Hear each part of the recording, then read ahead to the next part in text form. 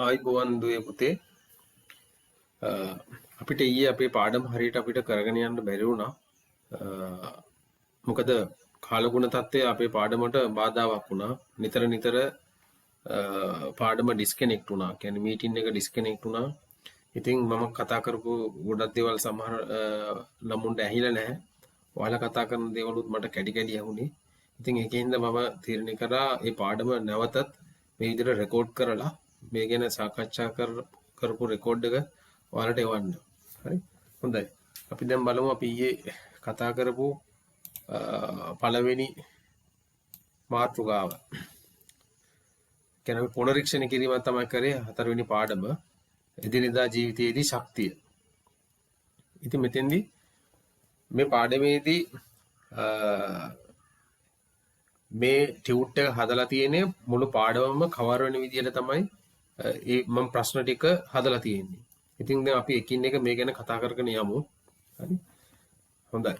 අංක 1. ශක්තිය යනුවෙන් හඳුන්වන්නේ කුමක්ද? අපි ශක්තිය කියලා හඳුන්වන්නේ පුතේ යම්කිසි කාර්යයක් කිරීමේ හැකියාවට.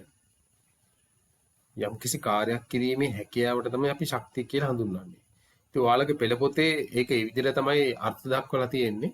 ඉතින් ඔයාලා ඒ වචන ටික ඒ විදිහටම ලියන්න මේතෙන්දී. යම්කිසි කාර්යයක් කිරීමට ඇති හැකියාව. කාර්ය කිරීමේ හැකියාව ශක්තිය ලෙස හඳුන්වයි. ඊළඟ අහලා තියෙනවා ශක්තිය මනින ඒකකය කුමක්ද කියලා. අපි ශක්තිය මනින්නේ පුතේ ජූල් වලින්. ජූල් කියන ඒකකයෙන් තමයි අපි ශක්තිය මනින්නේ. එතකොට මේකෙදි අපි භාවිතා කරන්නේ කැපිටල් J අකුර. කැපිටල් J අකුර තමයි ජූල් කියනකොට අපි පාවිච්චි කරන්නේ. හරි? ඒ කියන්නේ අපි දෙමුකෝ යම්කිසි දෙයක් දහනය වීමෙන් ජූල් 5000ක ශක්තියක් ලැබුණා කියලා. අපි ඒක ලියන්නේ 5000 ජූල්. 5000 ජූල් කියන්නේ 5000 ඊට මෙහෙන් J අකුර දාන්න ඕන. හරි?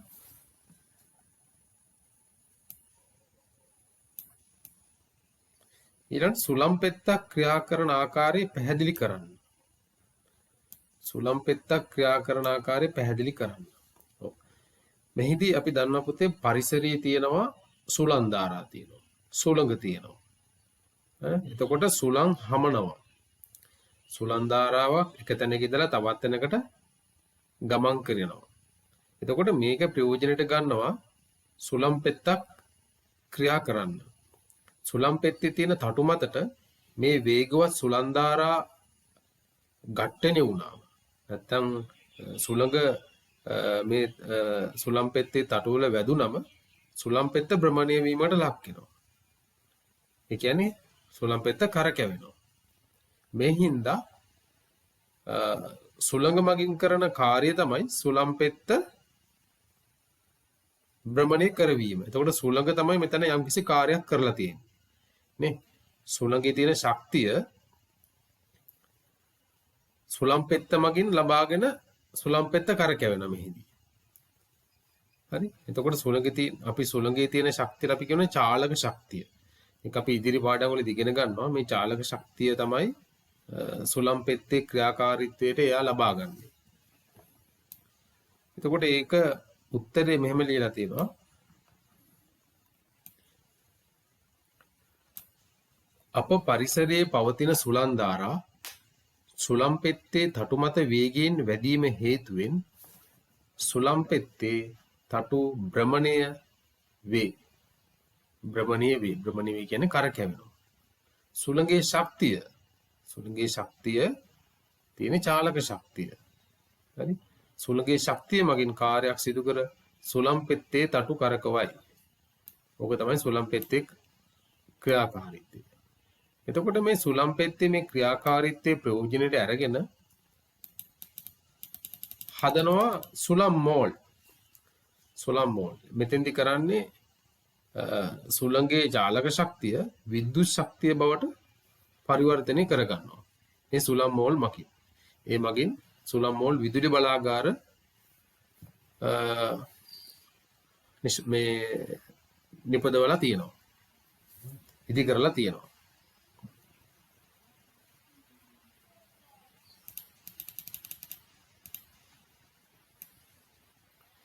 ඊළඟ එක පුතේ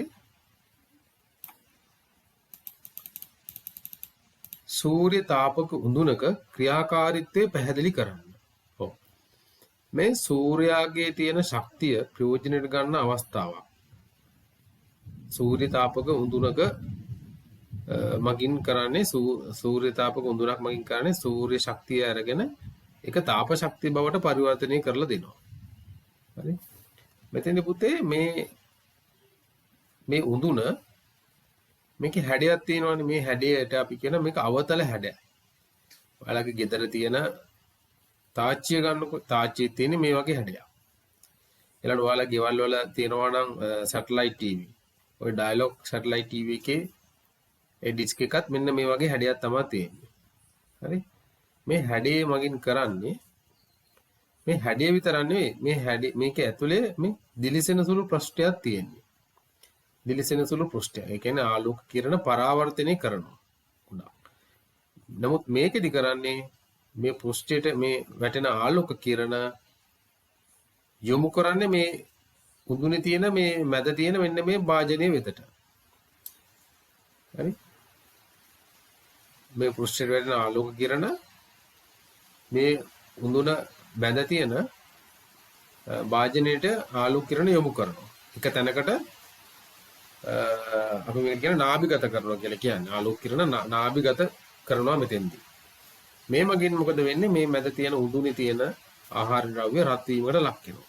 ඉතින් මේ මගින් අපිට ආහාර පිසීම සිදු කරගන්න පුළුවන්. ඒකට උත්තරේ ලියලා තියෙන මෙහෙම සූර්ය තාපක උඳුනක් වක් හැඩතිය. එන අවතල හැඩයි. මේ හැඩේ ටික අපි කියනවා අවතල හැඩයි. එහි ඇතුළත පෘෂ්ඨය දිලිසෙන සුළුයි. මේ නිසා තාපක උඳුන මතට වැටෙන ආලෝක කිරණ උඳුනේ ඇතුළත පෘෂ්ඨයේ මධ්‍ය ස්ථානයේ ඉහළින් රඳවා ඇති ආහාර පිසින භාජනය වෙතට යොමු වේ. මෙන්න මේ මැදට වැටෙන ආලෝක කිරණ තෙන්ද යොමු වෙනවා. සූර්ය ආලෝකයේ ඇති තාප ශක්තිය ආහාර පිසින භාජනය අවශෝෂණය කරගෙන භාජනය තුල ඇති ආහාර රත් වෙනවා. එතකොට සූර්ය ආලෝක කිරණවල අන්තර්ගත වෙලා තියෙන තාප ශක්තිය මේකට අවශෝෂණය කරගන්නවා. මෙහිදී පුතේ දැන් අපිට සූර්ය ආලෝකය ලැබෙනකොට සූර්ය ආලෝකයත් එක්කම අපිට ලැබෙනවා තාප ශක්තිය. තාප කිරණත් එනවා. අපි ඔය ඉදිරි පාඩමේදී කියන්නේ ඔයාලා තව ඉහළට යනකොට ඒව ඉගෙන ගන්නවා. හරි?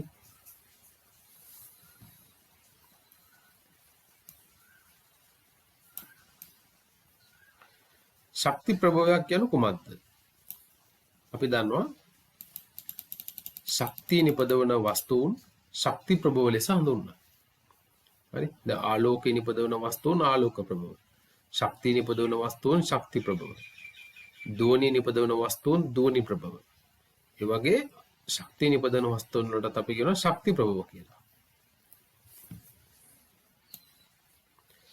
ශක්ති ප්‍රභව වලට උදාහරණ ලියා එම ශක්ති ප්‍රභව ප්‍රයෝජනට ගන්න ආකාරය වගුගත කරන්න.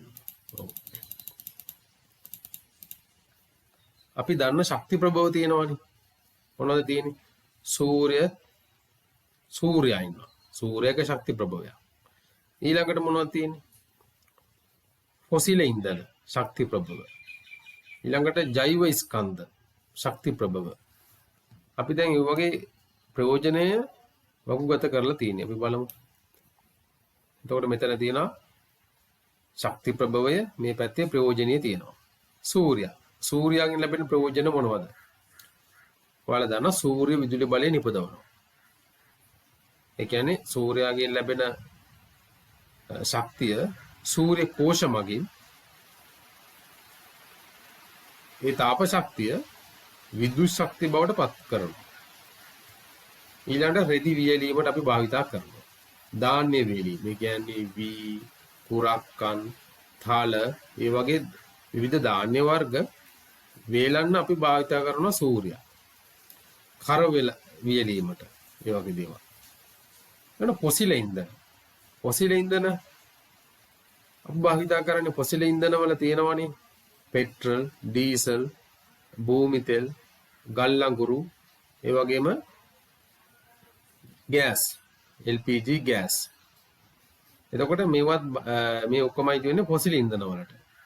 එතකොට මේ පොසිල් ඉන්ධන වලින් අපි ගන්න ප්‍රයෝජන මොනවද? එක තමයි රත වාහන ධාවනයේට. ඊළඟට විදුලි බලය නිපදවීමට. දැන් අපේ රටෙත් අපේ රටට අවශ්‍ය මුළු විදුලි බලයෙන් විශාල ප්‍රමාණයක් නිපදවන්නේ පොසිල් ඉන්ධන භාවිතා කරලා. ඒ කියන්නේ ගල් ලඟුරු වල දාන නොරොච්චෝලි ගල් ලඟුරු බලාගාරය තියෙනවා.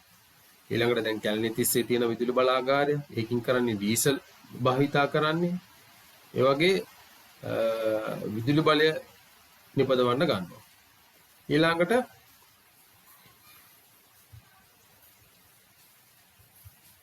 ආහාර පිසීමට මේක මෙතන එන්න ඕන ආහාර පිසීමට. ආහාර පිසීමට අපි ගන්නවා gas LPG. liquid petroleum gas. LPG කියන්නේ liquid petroleum gas. okay. ඊළඟ පොල් කටු. පොල් කටු ඇවිල්ලා ජෛව ස්කන්ධ ගණයට අයිති ශක්ති ප්‍රභවයක්. ඒතර පොල් කටු වලින් අපි ගන්න රෙදි මැදීමට. මේක අද කාලේ නම් අපිට කෙලින්ම මේ විදුලි ස්ට්‍රික් තියෙනවා. නමුත් ඉස්සර කාලේ පුතේ විදුලිය තිබුණ නැහැ. එතකොට රෙදි මැද්දේ පොල් කටු පාවිච්චි කරලා. ඒකට වෙනමම තිබුණා පොල් කටු ස්ට්‍රික් කියලා જાතියක්. හරි. ඊළඟට ආහාර පිසීමට ගන්නවා පොල් කටු. ඊළඟට කර්මාන්ත ශාලාවල බොයිලර් රත් කිරීමට. දැන් කර්මාන්ත ශාලා දුවනකොට පුතේ බොයිලර් තියෙනවා. කියන්නේ මේ බොයිලර් වලට අවශ්‍ය තාප ශක්තිය ලබා දෙන්න ගන්නවා පොල් කටු ගන්නවා, දර ගන්නවා, ඒ වගේ දේවල් ගන්නවා. මෙතන ද්‍රව පෙට්‍රෝලියම් වායුව ඊළඟ එක. අපි LPG කියලා කියන්නේ මේ liquid petroleum gas කියන එක කෙටි කරලා තමයි මේ LPG gas කියලා කියන්නේ. liquid එකේ L අකුරයි, petroleum එකේ P අකුරයි, gas එකේ G අකුරයි එකතු කරලා තමයි LPG කියලා කියන්නේ. LPG, LP gas. එතකොට මේක අපි පාවිච්චි කරන ආහාර පිසීමට, ජලය රත් කිරීමට, කර්මාන්ත ශාලාවල බොයිලර් රත් කිරීමටත් ගන්නවා ගෑස්.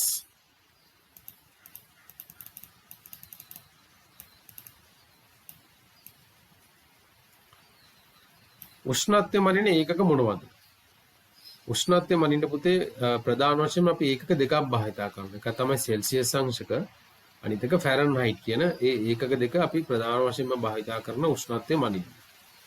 එතකොට සෙල්සියස් අංශක කියන එක අපි ඒක ලියන්නේ C අකුර ලියලා, කැපිටල් C අකුර ලියලා, ඒකට උඩින් පොඩිවට මෙන්න මේ වගේ බිඳුව තියෙනවා. බිඳුව ලියන්න ඕන. මේ උඩින් තියන්නේ මේ පැත්ත C අකුරට කෙලින්ම නෙමෙයි, C අකුරට වමෙන් ඉහළින්. ඊළඟ ෆැරන්හයිට් අංශකත් ඒ විදිහම කැපිටල් F අකුර තමයි පාවිච්චි කරන්නේ. ඒකෙත් මේ පුංචි බිඳුවක් ලියන්න ඕන මේ F අකුරට වමෙන් ඉහළින්. හරි පොඩිවට ලියන්න ඕන. ඔය විදිහටම තමයි මේක ඒකක ලියන්න ඕන.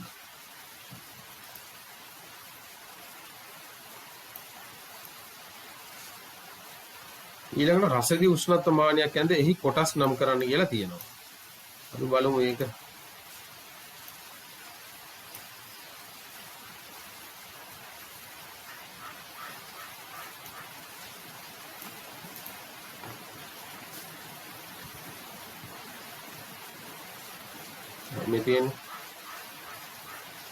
මේ තියෙන පුතේ උෂ්ණත්ව මානය.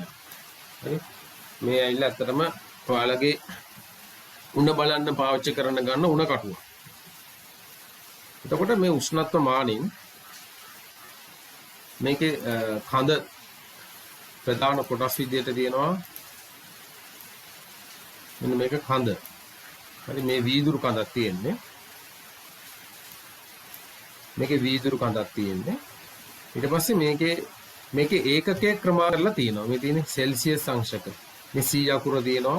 ඔයාලට පේනවා ඉතින් මේ පුංචි බිඳුවක් තියෙනවා C අකුරට මෙහා පැත්තේ. හරි සෙල්සියස් අංශක වලින් තමයි මේක ක්‍රමාංකණය කරලා තියෙන්නේ. ක්‍රමාංකණය කියලා කියන්නේ මේක මෙන්න මේ විදියට යම්කිසි ඒකක වලින් මේ විදිහට මේකේ ලකුණු කරලා තියෙනවා. මේ මැද තියෙනවා කේශක නලයක්. ඒ කියන්නේ කේශක නලයක් කියලා කියන්නේ ඊ타මාත්ම සියුම්. කුඩා නලයක් තියෙනවා. කේශික. කේශ කියන්නේ අපේ ඔළුවේ කෙස් ගස් තියෙන්නේ. අන්න ඒකේ ඒ විදිහට තමයි මේක ඒ අර්ථ දක්වලා තියෙන්නේ. කියන්නේ ඒ තරම් පුංචි. හරි. එතකොට කේශික නලයේ ඇතුලේ තියෙනවා රසදිය. රසදිය කඳ. ඊළඟට මේ පහළින් තියෙනවා බල්බය. මේ බල්බය කියලා තියෙනවා. එතකොට අපි උෂ්ණත්වය මනිනකොට මේ බල්බය තමයි අපිට උෂ්ණත්වය මනින්න අවශ්‍ය ස්ථානයේ තබන්නේ. හරි.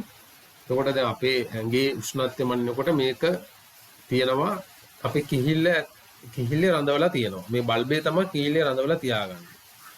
එතකොට මොකද වෙන්නේ? උෂ්ණත්වයට මේ බල්බය තුල තියෙනනේ රසදිය. මේ බල්බය තුල රසදිය තියෙනවා.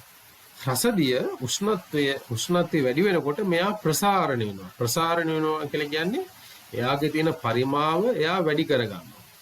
හරි? එයාගේ තියෙන පරිමාව එයා වැඩි කරගන්නවා. එයාගේ ප්‍රමාණය එයා වැඩි කරගන්නවා. ප්‍රමාණි කියලා. හරි? එතකොට මෙතන මෙයා මේ රසදිය කඳ ප්‍රමාණය වැඩි කරගන්නේ මේ කේශික නලයේ තුලින්.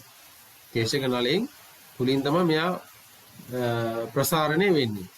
එතකොට උෂ්ණත්වය වැඩි වෙනකොට රසදිය වල තියෙන ප්‍රසාරණය වැඩි. උෂ්ණත්වය අඩු වෙනකොට ප්‍රසාරණය අඩුයි. එතකොට දැන් මේකේ මේ රසදිය කඳ වල මේක හරියට පේන්නේ නැතුව ඇති. මේක ඇත්තටම අපි උෂ්ණත්වමානයෙන් බැලුවත් එහෙම එකපාරටම පේන්නේ නැහැ. ඒක හොඳින් පරිස්සමෙන් බලන්න ඕන ඇහැට ලං කරලා. ඇහැට ලං කරලා ඇස් මට්ටමේ ඉඳලා මේක බලන්න ඕන. ඇස් මට්ටමේ තියාගෙන මේක බලන්න ඕන. බලලා මේක හරියට කියව ගන්න ඕන.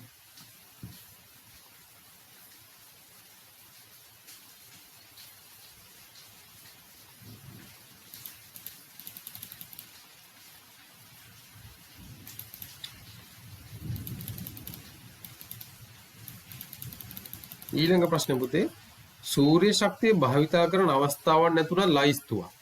අපි දැන් ඉස්සෙල්ලත් කතා කරා සූර්ය ශක්තිය පාවිච්චි කරන්න පුළුවන් අවස්ථාවක්. සූර්ය විදුලි බලය නිපදවීම. ඔයාලා දන්නවනේ දැන් සූර්ය කෝෂ භාවිතයෙන් සූර්ය විදුලි බලය නිපදවනවා. දැන් මේක අපේ නිවෙස් මට්ටමටම මේ තාක්ෂණය දැන් දියුණු වෙලා තියෙනවා. දැන් ගොඩක් ගෙවල් වලත් එයාලගේ වහලය උඩ මේ සූර්ය පැනල සවි කරලා සූර්ය ශක්තියෙන් ඒගොල්ලෝ විදුලිය ලබා ගන්නවා. ඊළඟට අපි එදිනෙදා ජීවිතයේදී භාවිතා කරන රෙදි වේලීමට, ධාන්‍ය වේලීමට, කරවල වියලීමට, ඊළඟට සූර්ය තාපක උඳුන මගින් ආහාර පිසීමට අපි ගැන කතා කරා. ඊළඟට සූර්ය ජල තාපකයේ මගින් ජලය රත් කිරීම. දැන් මේකත් ගොඩාක් නිවෙස් වලට ඔයාලට උණු වතුර නාන්න අවශ්‍ය වුණාම උණු වතුර ලබා ගන්න මේ ක්‍රමයේ භාවිතා කරනවා. සූර්ය ජල තාපක නිවෙස් වල වහල් වල උඩ හයි කරලා තියෙනවා. එතකොට සූර්ය ශක්තියෙන් තමයි මේ ජලය රත් වෙන්නේ. අපි මේ ජල ප්‍රමාණය විදුලි බලෙන් රත් කරන්න ගියොත් එහෙම අපිට විශාල විදුලි ඒකක ප්‍රමාණයක් භාවිතා කරන්න වෙනවා. ඒ කියන්නේ අපේ මාසික විදුලි බිල වැඩි වෙනවා. අපි හවසට උණු වතුර නාන්න ගන්න ඒ ජල ප්‍රමාණය රත් කරන්න ගියොත්. ඉතින් ඒක නැති කරගන්න පුළුවන් අපිට මේ සූර්ය ජල තාපකයක් පාවිච්චි කරලා ස්වභාව ධර්මයෙන්ම අපිට ලබා දෙන ශක්තිය භාවිතා කරලා මේ ජලය රත් කරගන්න. ඊළඟට දුවේ පුතේ දැන් චන්ද්‍රිකා හා අභ්‍යවකාශ මධ්‍යස්ථාන තියෙනවනේ. ඔයාලා අහලා තියෙන චන්ද්‍රිකා හා අභ්‍යවකාශ මධ්‍යස්ථාන කියලා. ඒ කියන්නේ අපේ ලෝකෙන් එළියේ මිනිසා විසින් හදන ලද චන්ද්‍රිකා රඳවලා තියෙනවා. ඒ මගින් තමයි අපිට තොරතුරු තාක්ෂණයට අවශ්‍ය දත්ත සම්ප්‍රේෂණය කිරීමට භාවිතා කරන්නේ. ඊළඟ අභ්‍යවකාශ මධ්‍යස්ථාන තියෙනවා. ඉතින් මේවාට අවශ්‍ය ශක්තිය ලබා ගන්න සූර්ය ශක්තිය. මේ වගේ රඳවලා තියෙන සූර්ය පැනල. සූර්ය කෝෂ පැනල රඳවලා තියෙනවා. ඊළඟ එක ජෛව ස්කන්ධ බයෝමාස් යනුවෙන් හඳුන්වන්නේ කුමක්ද? අපි ජෛව ස්කන්ධයක් කියලා හඳුන්වන්නේ පුතේ ඉන්ධනයක් ලෙස අපිට භාවිතයට ගත හැකි ශාකමය හා ද්‍රව්‍යමය කොටස්. හරි? නිකං දේවල් නෙමෙයි. අපිට මේක ඉන්ධනයක් ලෙස පාවිච්චියට ගන්න පුළුවන් දෙයක් වෙන්නත් ඕන. හරි?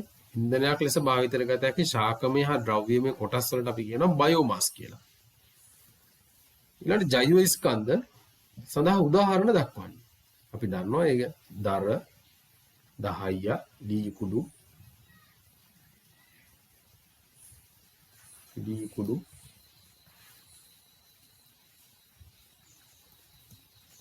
වියලි කොම, පිදුරු, පොල් කටු, ඉවතලන ආහාරමය ද්‍රව්‍ය අපිට ගන්න පුළුවන්. ඉන්ධනයක් ලෙස භාවිතා කරන්න පුළුවන්.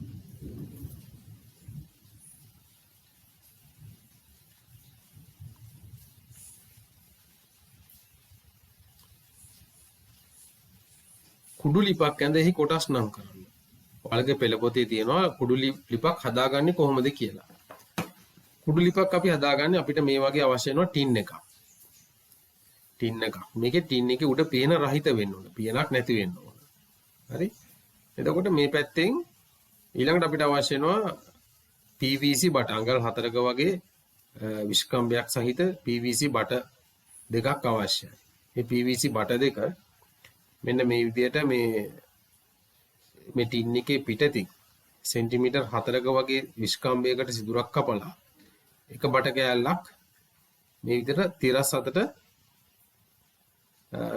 මේ ටින් එකේ මැදට වෙන්නට අපි දානවා. ඊළඟට අනෙත් PVC බටය මේ වගේ සිරස් අතට මේ විදිහට මේ බට දෙක හමු වෙන විදිහට රඳවනවා. කියන්නේ මේ බට දෙක මැදින් සිදුරක් ඇති වෙන විදිහට තමයි අපි දැන් මේ දෙක රඳවලා තියෙන්නේ. ඊට පස්සේ මේ වටේට ලී කුඩු හරි 10 හරි දාලා මේක හොඳට අපි කියන මේක කොටන්න ඕන කියලා කියනවා. කියන්නේ මේක පීඩනයට ලක් කරන්න ඕන. රයිට්? අපි ලී කැබැල්ලකින් හරි වෙන උපකරණයකින් හරි මේකේ ඇතුලේ තියෙන ලී කුඩු ටික අපි හිමීට කොටන්න ඕන. මේකට මේ බට වලට බාධාවක් නොවන විදිහට හිමීට කොටන්න ඕන. හරි? ඊට පස්සේ මේ බට දෙක දෙපැත්තෙන් සීරුවෙන් කියන පරිස්සමින් හිමීට එළියට ගන්න ඕන. අපි ඉක්මනින් ගත්තොත් එහෙම මේ ලී කුඩු ටික කැඩිලා මේක අවිහිර වෙන්න පුළුවන් මේ අපි මැද හදන්න යන මේ මාර්ගය. හරි? මේ උමගක් වගේනේ මේක අපි හදන්නේ. එතකොට මේකට අවිහිර වෙන්න පුළුවන්. ඒකින්ද මේ බට දෙක හිමීට පරිස්සමින් එළියට ගන්න ඕන. ඒ ගත්තට පස්සේ තමයි මෙන්න මේ විදිහට අපිට ලී ලිපක් මේ කුඩු ලිපක් හැදිලා තියෙන්නේ. හරි. එතකොට මේකේ දැන් තියෙනවා මේ මැද තියෙන වා කවුලුවක් තියෙනවා. මේ මෙතනින් තමයි අපි ගින්දර ඇතුල් කරන කවුලුව තියෙන්නේ. රයිට්? මේකෙන් අපි ගින්දර මේකට ඇතුල් කරලා මේක පත්තු කරනවා. පත්තු කරපුවම මේ ලී කුඩු ටික හිමීට දහණය වෙනවා. දහණය වුණාම මේ උඩින් අපි තියෙනවා අපිට අවශ්‍ය භාජනය. තියලා රත් කරගන්නවා.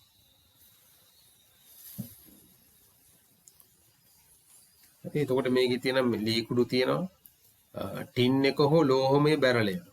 අපිට ටිකක් විශාලවට මේ ලිපක් හදා ගන්න ඕන අපිට පාවිච්චි කරන්න පුළුවන් බැරල් එක. ඒ වගේ දෙයක්.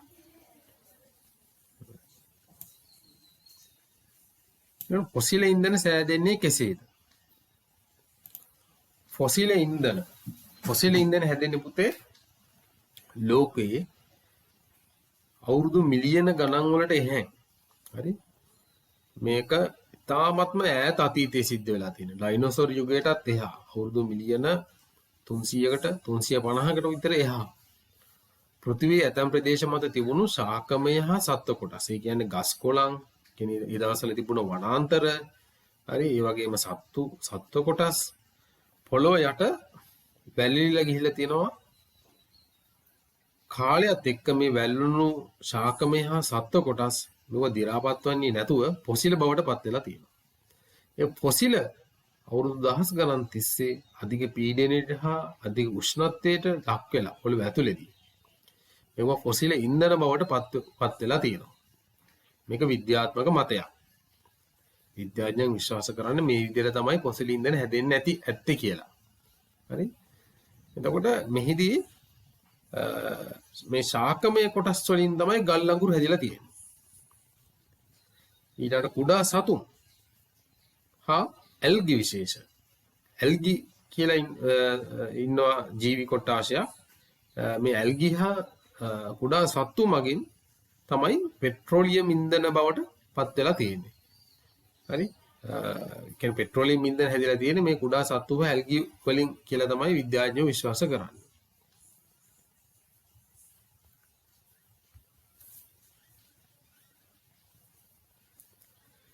ඊළඟ පුතේ දැන් ෆොසිල ඉන්ධන වර්ග මොනවද? ෆොසිල ඉන්ධන වර්ග තියෙනවා ගල් අඟුරු තියෙනවා පෙට්‍රෝලියම් තෙල් හා පෙට්‍රෝලියම් වායු. එතකොට මේ පෙට්‍රෝලියම් තෙල් යටතට තමයි වැටෙන්නේ පෙට්‍රල්, ඩීසල්, භූමි තෙල් ඊට කයිත් වෙන්නේ පෙට්‍රෝලියම් තෙල් යටතට. පෙට්‍රෝලියම් වායු තමයි LP ගෑස්. LP gas.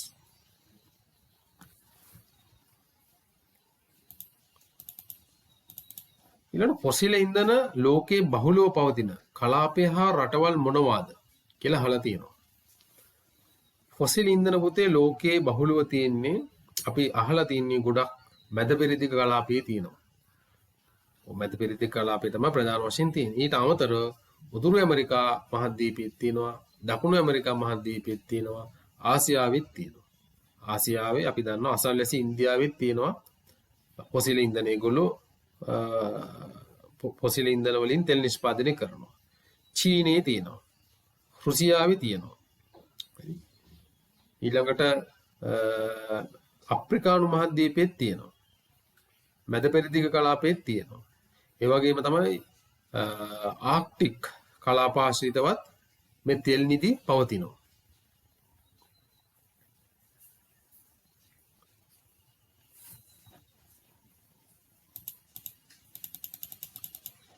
ෆොසිල ඉන්ධන ප්‍රයෝජන ගැන අවස්ථාවන් විදුලි බලෙන් ඉපදවීමට ගන්නවා. රථවාහන හා නැව් හා ගුවන් යාන ධාවනයට අපි භාවිතා කරනවා. ආහාර පිසීමට ගන්නවා. කර්මාන්ත ශාලාවල පවතින බොයිලර් ක්‍රියාකාරීත්වයටත් අපි මේවා පාවිච්චි කරනවා. ඊළඟට කමතක ඇති වී ගොඩකින් බොල් වී සුළඟ මගින් ඉවත් කර ගන්න ආකාරය පැහැදිලි කරන්න. ඔව්. අපි පුතේ කමතක්.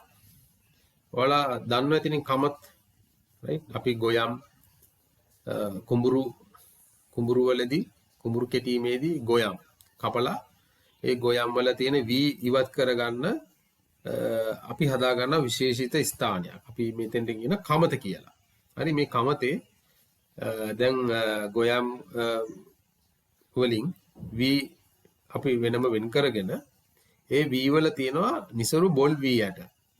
ඒ බොල් වී ඇට වලින් කියන්නේ හොඳ වී ඇට වලින් බොල් වී ඇට ඉවත් කරගන්න තමයි අපි මේ සුළඟ භාවිතා කරන්නේ. හරි. ඒකට උත්තරේ ලියලා තියෙනවා වී වල බරෙන් අඩු නිසරු බොල් වී ඇට ඇත. මෙමෙ බොල් වී ඉවත් කර ගැනීම සුළං කිරීම මගින් ඉවත් කරයි. අපි මේකට කියනවා සුළං කිරීම කියලා. කියන්නේ මේ ක්‍රියාවලියට. මෙහිදී කුල්ලකට වී අරගෙන යම්කිසි උසක ඉඳලා හිමීට පොළවට හලන්න ඕන. පොළවට හලනකොට සුළම් පහරට අර බර අඩු බොල් වී ගසාගෙන ඉවතට යනවා.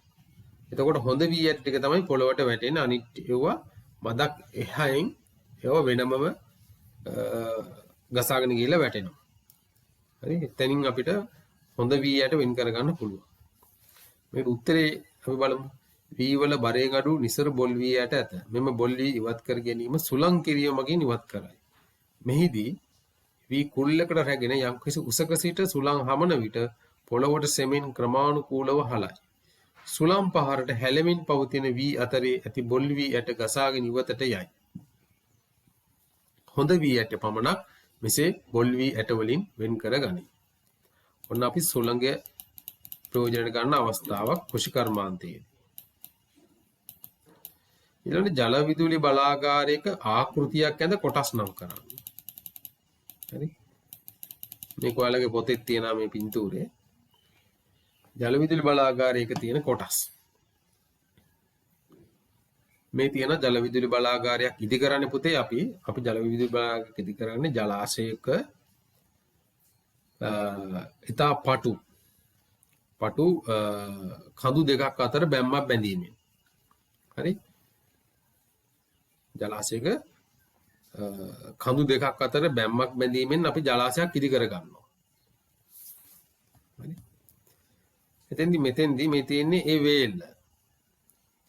අපි ඉදි කරගත්තු වේල්ල.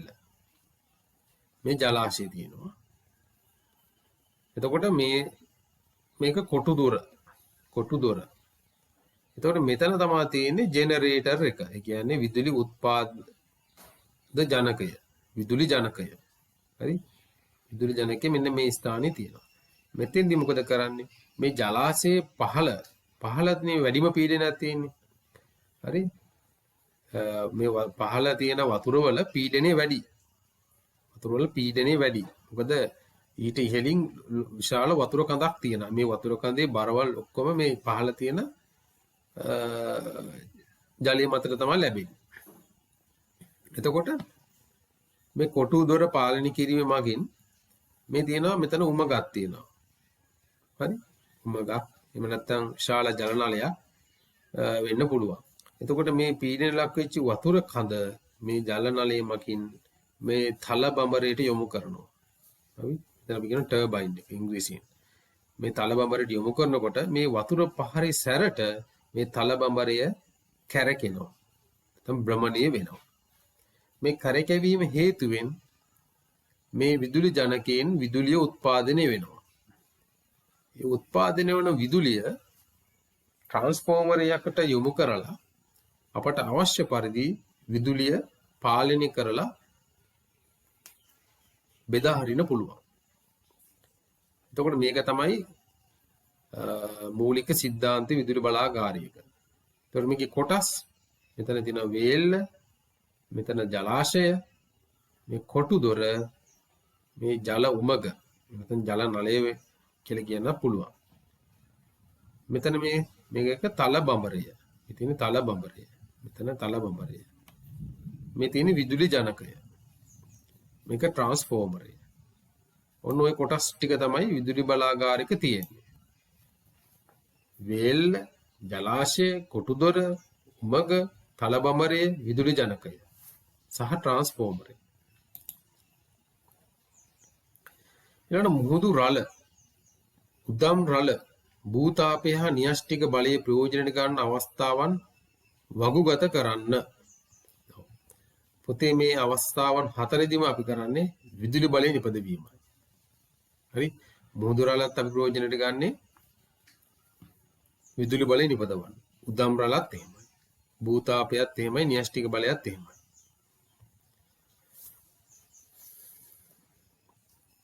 ඊළඟට අහනවා වඩදිය හා බාදිය ඇතිවන ආකාරය පැහැදිලි කරන්න. ඔව්. මෙතෙන්දී පුතේ වඩදිය හා බාදිය ඇති වෙන්නේ වඩදියදී වෙන්නේ මුහුදේ ජල මට්ටම ඉහළ යනවා. මුහුදේ ජල මට්ටම ඉහළ යනවා. බාදියේදී වෙන්නේ මුහුදේ ජල මට්ටම පහත යනවා. හරි? එතකොට වඩදිය වඩා ඔන්න මෙහෙම හිතා ගන්න මතක තියාගන්න. වඩ නිකන් වැඩි වගේ අදහසක් නේ. වඩා කියන්නේ ජල මට්ටම වඩා වැඩි වෙනවා. හරි? එතකොට ඔය දෙක වලට මාරු වෙන්න පුළුවන්. මොකද්ද වඩදිය කියන්නේ? වඩදියේදී ජල මට්ටම අඩු වෙනවද වැඩි වෙනවද? හරි? එතකොට වඩ කියන්නේ වැඩි වගේ අදහසක්. මුහුදු ජල මට්ටම වැඩි වෙනවා. බාදියේදී අඩු වෙනවා. හරි? එතකොට ඒක අනිත් පැත්ත. එතකොට පුතේ දැන් ඔයාලා දන්නවා ඇති අපේ ලෝකයේ පෘථිවිය තියෙනවා. පෘථිවියයි චන්ද්‍රයයි අපි අතර තියෙනවා ගුරුත්වාකර්ෂණ බලයක්. හරි? මේ අපේ පෘථිවියයි චන්ද්‍රයයි අතර ගුරුත්වාකර්ෂණ බලයක් තියෙනවා. මේ මගින් තමයි හඳ අපේ ලෝකයෙන් මිදිලා එළියට ගමන් කරන්නේ නැත්තේ. හරි? හඳ ගමන් කරනවා. හඳ පෘථිවිය වටේ ගමන් කරනවා. එතකොට අපේ පෘථිවිය මගින් හඳ ගුරුත්වාකර්ෂණ බලය මගින් හඳවල තබා ගන්නවා. එයාට එළියට යන්න දෙන්නේ නැතුව. අපේ ලෝකෙත් එහෙමයි. සූර්යයා වටා භ්‍රමණය වෙනකොට සූර්යයා මගින් අපේ ලෝකෙත් ඒ විදිහට එයාට හැදලා තියා ගන්නවා ගුරුත්වාකර්ෂණ බලය මගින්. හරිද? එතකොට අපේ චලිතයෙන් අපි ගමන් කරන කක්ෂයෙන් දැන් අපෙත් තියෙනවානේ මේ වේගයක් තියෙනවානේ. ඒ වේගයෙන් අපි ඉවතට යන්න හදනවා. නමුත් ගුරුත්වාකර්ෂණ බලය මගින් සූර්යයා මගින් අපිව ඇදලා තියාගන්න හදනවා. මේ දෙකේ සමතුලිතතාවයක් තියෙනවා. අපි එළියට යන්නේත් නැහැ, සූර්යයා කෙරෙහි ඇදිලම යන්නේත් නැහැ. මේ දෙක මැද තමයි අපි රැඳිලා තියෙන්නේ. අපි සමතුලිතව පවතිනවා. ඒ වගේ තමයි චන්ද්‍රයයි පෘථිවියයි අතරේ චන්ද්‍රයා බලන්නේ චන්ද්‍රයා දැන් වේගින් එයා පෘථිවිය වටේ භ්‍රමණය වෙනවා. කියන්නේ පරිභ්‍රමණය වෙනවා. හරි පෘථිවිය වටේ පරිභ්‍රමණය වෙනවා. ඒ පරිභ්‍රමණ හේතුවෙන් එයා එළියට යන්න හදනවා. නමුත් ගුරුත්වාකර්ෂණ බල හේතුවෙන් අපි හඳවලා තියාගන්නවා. මේ දෙකේ මැදස්තව තමයි තියෙන්නේ. එහෙත් සමහර තැන්වලදී මේ කක්ෂයේ පෘථිවියේ ගමනත් එක්කම සමහර අවස්ථාවලදී පෘථිවියට චන්ද්‍රයා ටිකක් ලං වෙනවා. සමහර අවස්ථාවලදී පෘථිවියෙන් චන්ද්‍රයා ටිකක් ඈත් වෙනවා. එතකොට මේ චන්ද්‍රයා ලං වෙන අවස්ථාවවලදී චන්ද්‍රයාගේ තියෙන ගුරුත්වාකර්ෂණ බලයක්. එතකොට චන්ද්‍රයාගේ ගුරුත්වාකර්ෂණ බලයට පෘථිවියේ සාගරවල තියෙන ජල අංශු ජලය මදක් ඉහළට එසවෙන්න බලනවා. එයා ඇදලා ගන්න බලනවා එයාගේ පැත්තට.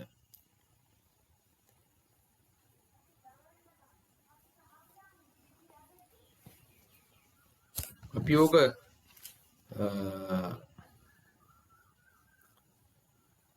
බෝඩ් එක අඳිමු. මේක නිකන් බෝඩ් එක ඇදලා පෙන්නන්නම් ඔයාලට.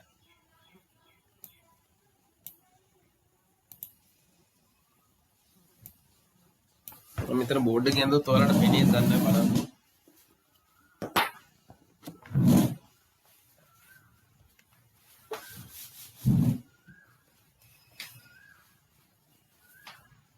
දැන් මෙහෙම මේ චන්ද්‍රයා මේක පෘථිවිය කියලා හිතන්න. හරි? මේ ඇවිල්ලා හඳ. මේක පෘථිවිය.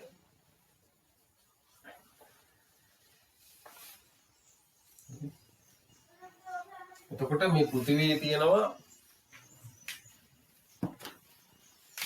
ඒ වටේම දැන් සාගර තියෙනවා කියලා. මේ ලඟුනාම මේකේ තියෙන මේකේ තියෙන ජලය මෙන්න මෙහෙම ටිකක් ඉස්සෙනවා මේ පැත්තට. මේ පැත්තට ඉස්සෙනවා. මේ පැත්තට ඇදෙනවා මේ ජලය. හරි මේක තමයි වඩදිය කියලා කියන්නේ මේ පැත්තට ඇදෙනවා.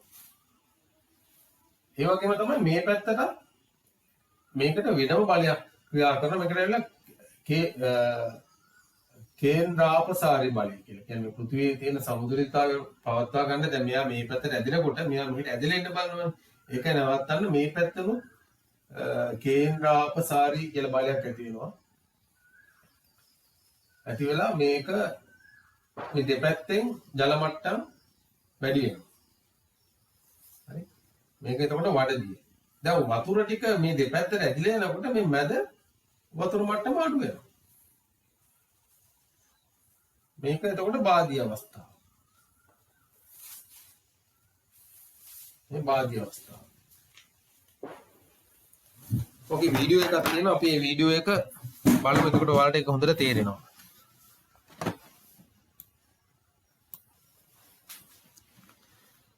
අප පෘථිවිය හා චන්ද්‍රය අතර ගුරුත්වාකර්ෂණ බල පවතී. එම ගුරුත්වාකර්ෂණ බලය අඩු වැඩි වන අවස්ථාවක් නැත. චන්ද්‍රයා ගමන් කරන කක්ෂයේදී චන්ද්‍රයා අප පොළොවට ලංවන අවස්ථා හා ඈත්වන අවස්ථා ඇත.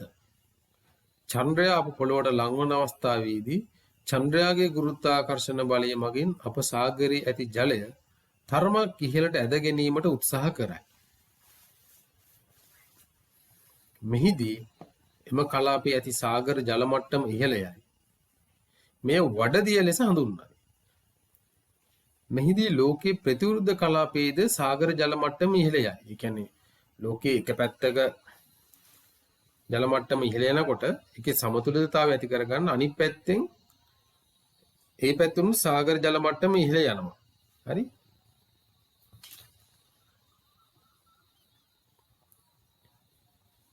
මෙහිදී ලෝකයේ ප්‍රතිවිරුද්ධ කලාපයේදී සාගර ජල මට්ටම ඉහළයි. මේට හේතු වන්නේ චන්ද්‍රා එක් පැත්තකින් ලෝකයේ කෙරෙහි බලපෑම් කරන විට අපගේ ලෝකයේ අනෙක් පස ඇති සාගර ජලය පෘථිවියේ සමතුලිතතාවය ආරක්ෂා කිරීම පිණිස එම ජලයේද මදක් එසවෙනවා.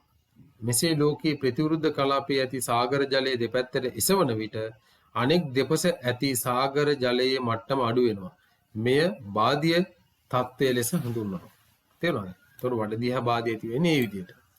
මේකේ වීඩියෝවක් තියෙනවා අපි ඒ ටික බලමු ඉස්සරහට.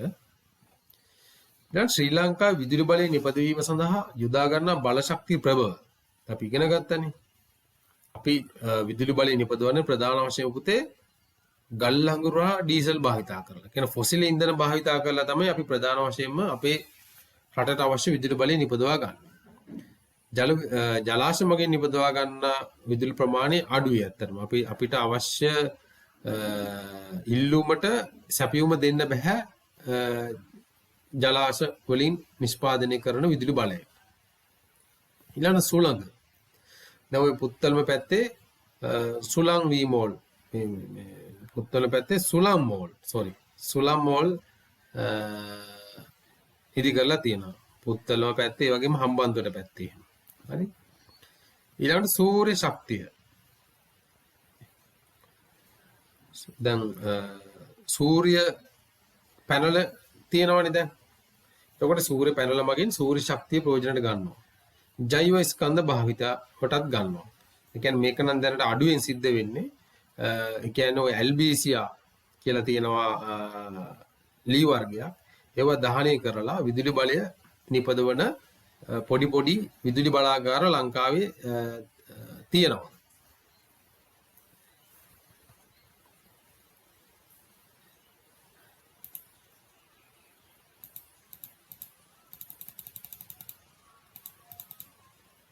අනාගතයේදී ලෝකයේ වැඩිපුර භාවිතා කිරීමට සිදුවන ශක්ති ප්‍රභව මොනවාද? එතකොට පුතේ දැන් අනාගතයේදී අපිට තියෙන ෆොසිල ඉන්ධන නැති වෙනවා. කියන්නේ ෆොසිල ඉන්ධන දැන් මිනිස්සු භාවිතයට අරගෙන ඒ තියෙන ෆොසිල ඉන්ධන ටික ඉවර වෙනවා. මොකද ෆොසිල ඉන්ධන හැදෙන්න අවුරුදු මිලියන ගණන් යනවා. එතකොට නමුත් මේ අවුරුදු මිලියන ගණන් තිස්සේ හැදුණු ෆොසිල ඉන්ධන මිනිසා ඉක්මනින්ම භාවිතා කරනවා. කෙටි කාලෙකින් භාවිතා කරලා ඒවා ඉවර කරනවා. එතකොට දැනට විද්‍යාඥයෝ ගණන් හදලා තියෙනවා. තව අවුරුදු 100කින් 200කින් මේ ෆොසිල ඉන්ධන ඉවර වෙනවා. මේ යන වේගයට. ඒකින්ද අපිට අනාගතයේදී ෆොසිල ඉන්ධන මත බලාපොරොත්තු තියාගෙන ඉන්න බෑ. ඒකින්ද අපි වෙනත් ශක්ති ප්‍රභව භාවිතයට ගන්න වෙනවා. ඒකින්ද තමයි දැනට ඔය සූර්ය ශක්තියෙන් දාවණය වෙන රත වාහන දැන් නිෂ්පාදනය කරලා තියෙනවා. ඊළඟට ද ලෝකයේ අවධානය යොමු කරලා තියෙන පුනර්ජනනීය ශක්ති ප්‍රභව වැඩියෙන් නිපදවන්න. ඒ කියන්නේ සුළං මගින් විදුලිය නිපදවන දේවල් වලට මුහුදු රළ මගින් උදම් රළ භාවිතයට අරගෙන ඊළඟ පොළවේ අභ්‍යන්තරයේ තියෙන භූතාපය ප්‍රයෝජනට අරගෙන ඊළඟට කැලි කසල. අනිත් ලොකුම ප්‍රශ්නය තමයි නාගරීකරණය වෙනකොට ඒ ඉවතලන කැලි කසල වලට මොකද කරන්නේ කියලා. ඒවා තැන් වල ගොඩ ගහගෙන ඉන්න බෑ. පරිසර ප්‍රශ්න ඇති වෙනවා. ඉතින් මේවා මගහැර ගන්න තමයි දැන් කැලි කසලත් දහනය කරලා විදුලි බලය නිපදවන්න පටන් ගන්න තියෙනවා. දැන් අපි ලංකාවෙත් පටන් ගත්තා ඒ වගේ ව්‍යාපෘතියක්. ෆොසිල ඉන්ධන වලට අමතරව රත වාහන ධාවනයට ගත හැකි වෙනත් විකල්ප ශක්ති ප්‍රභව මොනවාද? ඔව්. අනිවාර්යයෙන්ම අපිට සූර්ය ශක්තිය භාවිතා කරන්න පුළුවන්. ඊළඟට වෙනත් දැන් සූර්ය ශක්තිය කියලා කියන්නේත් ඊළඟට කියන්නේ වෙනත් පුනර්ජනනීය ශක්තිය කියන්නේ සුළඟ මගින් නිෂ්පාදනය කරන විදුලි බලය, උදම් රළ මගින්, මුහුදු රළ මගින්, ඊළඟට ඔය වගේ කැලි කසල දහනයෙන් නිෂ්පාදනය කරන විදුලි බලය, ඒ වගේන් ලබා ගන්නා ශක්තිය බැටරි වලට ආරෝපණය කරලා බැටරි වලට ගබඩා කරලා ඒ බැටරි මගින් රත වාහන ධාවනය කරන්න අපිට පුළුවන්. දැන් ඔයාලා දන්නවා දැන් ජපානයේ වගේ තියෙනවා විදුලි දුම්රිය තියෙනවා. එතකොට විදුලි දුම්රියේදී එයාට විදුලිය ලබා ගන්න විදුලි දුම්රියට උඩින් තියෙනවා විදුලි රැහැන් තියෙනවා. ඒ විදුලි රැහැන් මගින් විදුලි රැහැන් කෙලින්ම දුම්රියත් එක්ක සම්බන්ධ වෙලා තියෙනවා. ඒ වගේ ක්‍රම අපිට ඉස්සරහට භාවිතා කරගන්න වෙනවා. මේ ෆොසිල ඉන්ධන භාවිතය අඩු කරලා විකල්ප ශක්ති කෙරෙහි යනකොට. ඊළඟට පුතේ මෙන්න මේ වචන ඔයාලා නිතරම ලියලා පුරුදු වෙන්න ඕනේ. ඉංග්‍රීසි වචන වල හුරු වෙන්න ඕනේ. ශක්තිය, එනර්ජි. කාර්යයට work. ජෛව ස්කන්ධ කියන්නේ බයෝමාස්. මුහුදු රළ sea water. උද්දාම වලට කියනවා tidal waves. සුළං වලට කියනවා windmill. සුළං වලට windmill. වඩදිය high tide. බාදිය low tide. භූතාපේ geothermal. න්‍යෂ්ටික බලය නියුක්ලියර් පවර්. ෆොසිල් ඉන්ධන fossil fuels. ශක්ති ප්‍රභව එනර්ජි සෝස්. එතකොට මේවා නිතරම කටු වැඩ. ඔයාලගේ පරණ පොත්පත් ඇතිනේ පිටු ඕන තරම් ඉතිරි වෙලා ඇති. ඒ වාට මේ වචන නිතරම ලියලියා. මේ වචන ලියලා පුරුදු වෙන්න තනියම ලියන්න. හරි. එතකොට ඔයාලා පාඩම් කරනකොට මේ අර්ථ දැක්වීම ඒ ඔක්කොම කටු වැඩ කරන්න පුරුදු වෙන්න. හරි. අපි දැන් බලමු මේකේ ඔය සුළං මෝල් ඊට පස්සේ භූතාපය ඊළඟට ජල විදුලි බලාගාරයක් කොහොමද ක්‍රියාත්මක වෙන්නේ කියන වීඩියෝස් කීපයක් තියෙනවා. අපි ඒ ටික බලමු. එතකොට ඔයාලට හොඳටම තේරෙනවා ඒවා කොහොමද සිද්ධ වෙන්නේ කියලා. Wind power plant. In this session we will define wind energy. මේ තියෙන්නේ සුළං මෝලක් කොහොමද ක්‍රියා කරන්නේ කියලා දැක්වෙන වීඩියෝ පටයක්. මේක ඔයාලා බලන්න. Wind power plant. In this session wind energy. Wind energy is the form of solar energy which is produced because of the uneven heating of the earth by the sun. Wind energy is renewable energy and it helps to keep the environment clean.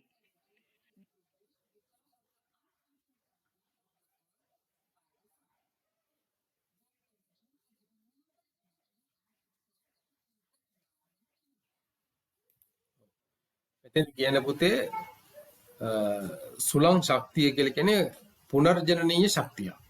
රිනියුවබල් energy. කියන්නේ ඒක අපිට නැවත ප්‍රයෝජනට ගන්න පුළුවන්.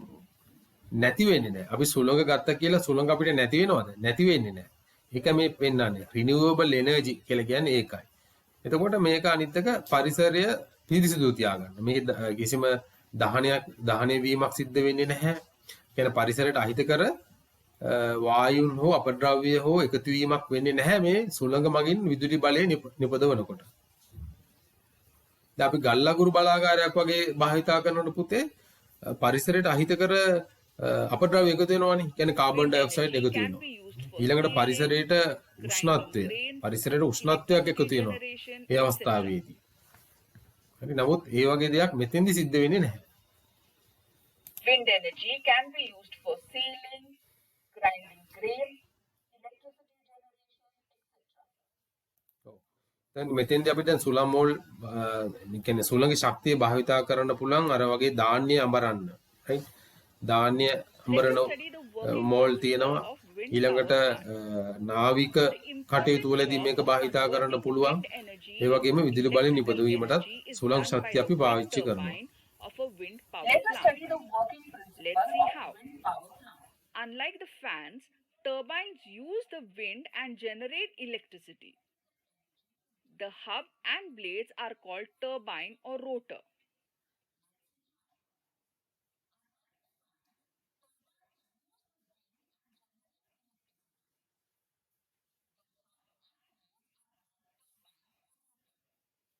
මේ තියෙන්නේ එතකොට ඒ විදුලි බල සුළං පෙත්තේ මේ විදුලි තටු නැත්නම් මේ කියන තල කියලා කියනවා. මේකේ බ්ලේඩ්ස් කියලා කියන්නේ මේ තලෙ. ඒ කියන්නේ සුළං පෙත්තේ මේ තටු ඇත්තටම තියෙනවා. හරි. On a tower in order to get more wind energy. The wind will cause the behind the turbine there is an engine house called as nacelle. As the rotor is connected to the main shaft, it spins the generator to get more wind energy. The wind will cause the blades to rotate. Due to this, the rotor starts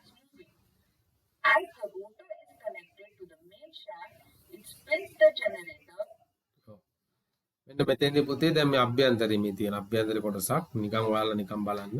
මේ සුළං පෙත්ත කැරගෙනකොට මෙතන turbine එකක් තියෙනවා. මේ turbine එක මේ දැතිරෝධ තියෙනවා. මේ දැතිරෝධ මගින් මේ සුළඟේ සුළඟ මගින් මේ යාන්ත්‍රික ශක්තිය මෙතන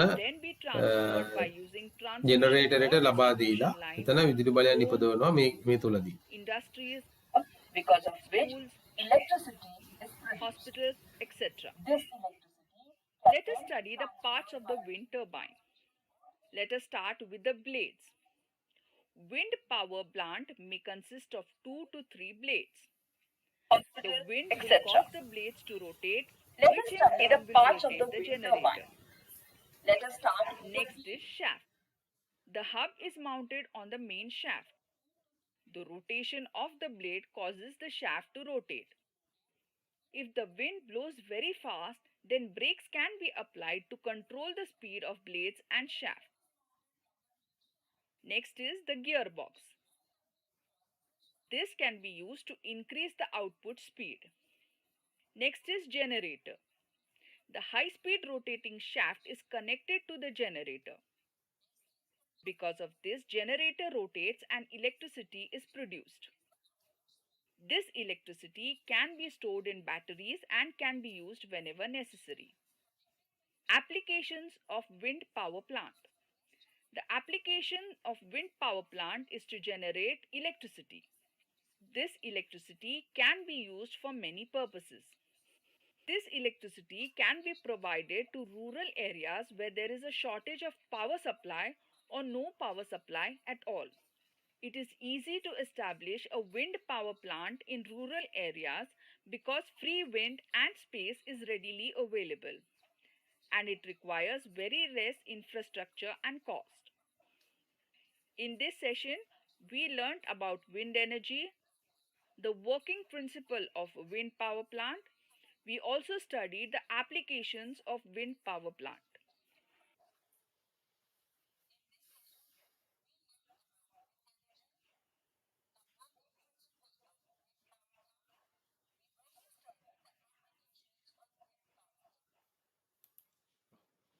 මෙතෙන්දී පුතේ ඔයාලා දැන් මූලික වශයෙන් ඔයාලා දැක්කේ සුළං මෝලක් කොහොමද පවතින්නේ කියලා. ලොකු කණුවක් තියෙනවා. ඊට පස්සේ සුළං පෙත්ත තියෙනවා. ඊට පස්සේ සුළං පෙත්ත අභ්‍යන්තරයේ තියෙනවා. සුළං පෙත්ත කැරකෙවීමේදී තියෙන මේ යාන්ත්‍රික ශක්තිය ජෙනරේටරයක් මගින් නැත්නම් අපි කියනවා ටර්බයින් එකක් එහෙම නැත්නම් විදුලි ජනකයක් මගින් විදුලි බවට පත් වෙනවා. මේ විදුලි බලය නිපදවන විදුලි බලය තමයි අර පෙන්වුවා වගේ පාසල් වලට, කර්මාන්ත ශාලා වලට, නිවෙස් වලට බෙදා හැරීමකට ලක් වෙන්නේ.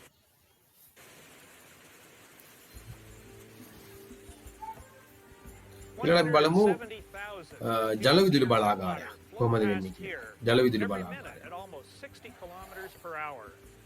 That's enough water to fill about 100,000 Olympic swimming pools every day.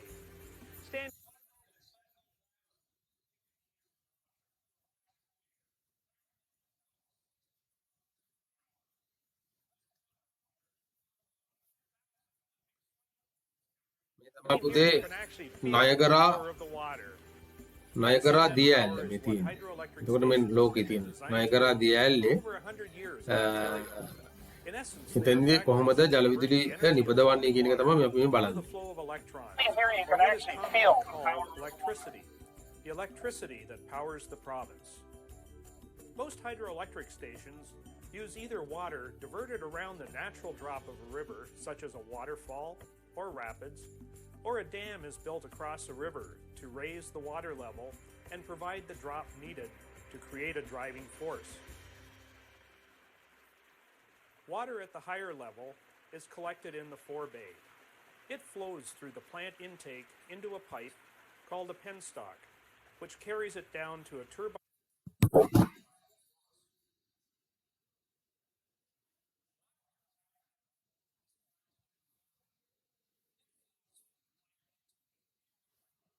water wheel at the lower water level.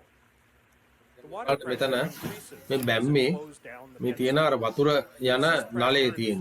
නැත්නම් උමග. කියන්නේ ජල ප්‍රවාහය ගමන් කරනවා. එතන තියෙන මේ තියෙන ටර්බයින් එක. That is spun by the Fine turbine. water wheel. Turbine එක කැරකෙනවා දැන්. attached to the rotor, located within coils of copper wire called a stator. As the generator A rotor turbine spins, turbine එක කැරකෙන වතුර පාර වැදෙනකොට. electrons is created in the coils of the stator. This produces electricity that can be stepped up in voltage through the station transformers and sent across Copper wire called a transmission stator. As the generator rotor spins, the Water, magnets. having served its purpose, exits the generating station to the tail race, where it rejoins the main stream of the river to continue the cycle of generator එකෙන් විදුලිය නිපදවන. renewable energy for Ontario. විදුලිය transformer වල බෙදා හරිනවා.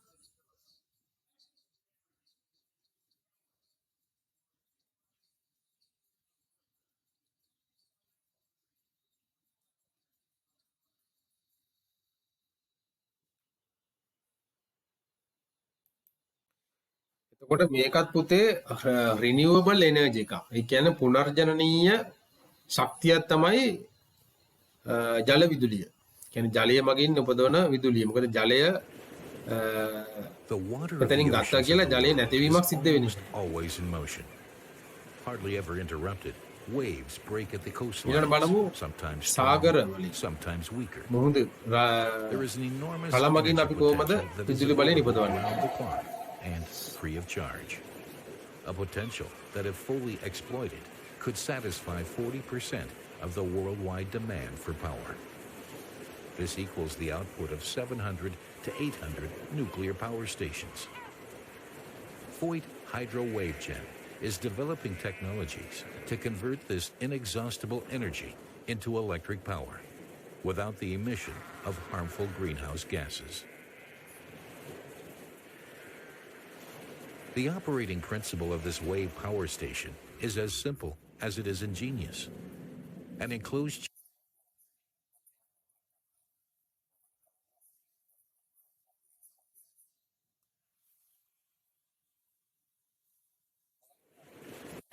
Foyt Hydro Wavegen is developing technologies to convert this inexhaustible energy into electric power without the emission of harmful greenhouse gases. The operating principle of this wave power station is as simple as it is ingenious. An enclosed chamber has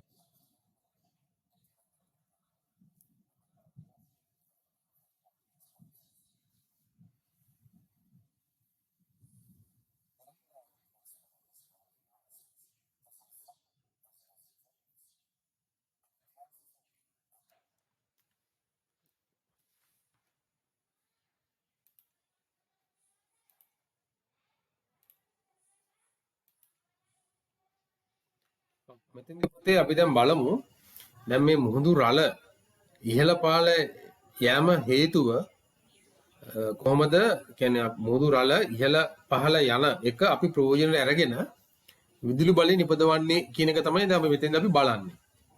බලමු මෙන්න මේ කොටසත්.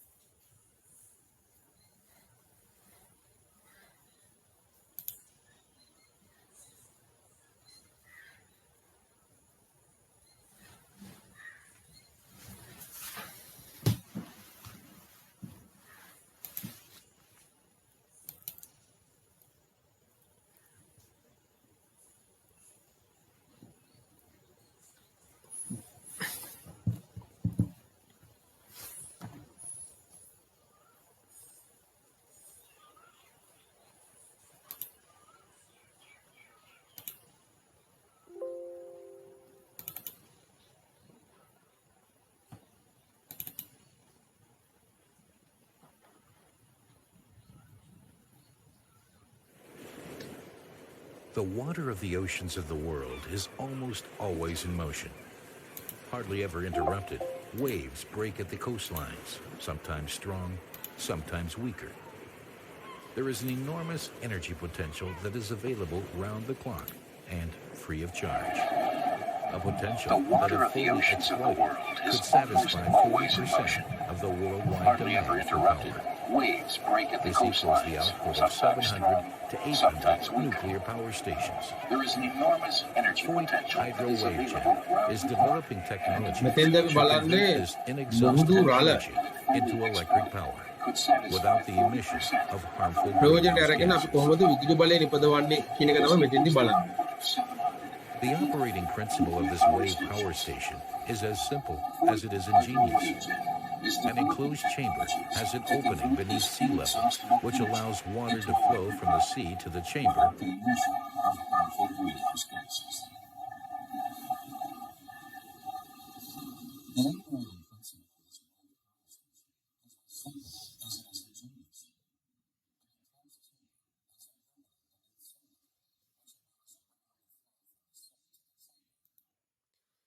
මෙතෙන්දි බලන්න පුතේ මේක කොහොමද ප්‍රයෝජනෙට ගන්නෙ කියන එක තමයි බලන්නේ. මෙතෙන්දි දැන් මුහුදු රළ වැඩි වෙනකොට මේ ඇතුලෙන් මෙතන මේ මුහුදු වතුර ඇතුළට යන්න පුළුවන් විදිහට පොඩි කුටීරයක් තියෙනවා. හරිද? මේ කුටීරයට දැන් මුහුදු රළ වැඩි වෙනකොට මේ කුටීරයේ ඇතුලේ වතුර රළ කියන්නේ වතුර මට්ටම ඉහළ යනකොට මේ ඇතුලේ තියෙන වාතය The තෙරපීමකට water ලක් level වෙනවා. in the chamber මේ rises and වතුර falls මට්ටම with the පහළ rhythm of the යනකොට waves, and air is වාතයේ forced තෙරපීම අඩු forwards and වෙනවා. backwards through the turbine, connected to an upper කුටීරයේ opening වතුර in the මට්ටම chamber. ඉහළ යනකොට වාතයේ තෙරපීම වැඩි වෙනවා. මේ වාතයේ තෙරපීම ප්‍රයෝජනට අරගෙන තමයි විදුලි බලය නිපදවන්නේ. As it is compressed and decompressed, the airflow has sufficient power to drive the Wells turbine. It is a feature of the Wells turbine, named after its inventor, that it is driven in the same direction by both forward and reverse airflow through the turbine. වායු කඳක් තෙරපීමකට ලක් වීමක් තමයි මෙතෙන්දි සිද්ධ කරන්නේ.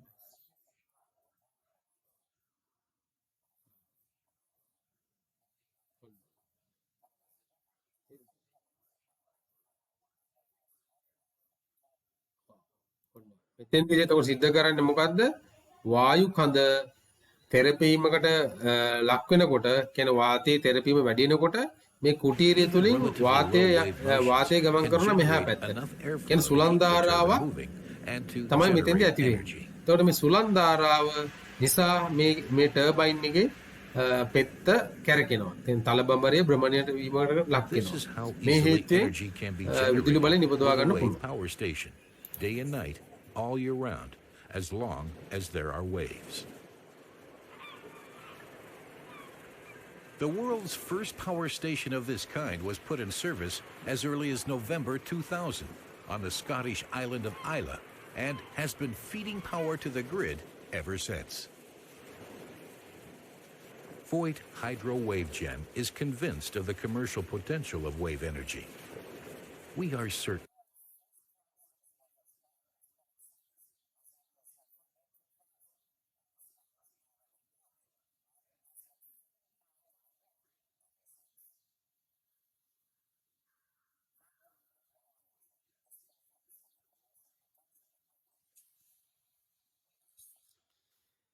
ඉතින් දුවේ පුතේ අපේ දැන් ලංකාව වටේට මුහුද තියෙනවා.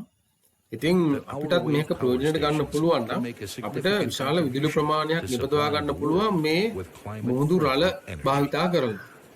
ඉතින් නමුත් අවාසනාවකට ඒක වෙන්නේ නැහැ අපේ රටේ. අපිට තියෙන සම්පත් අපි හරියට ප්‍රයෝජනට ගන්නේ නැහැ. That our wave power stations can contribute to support.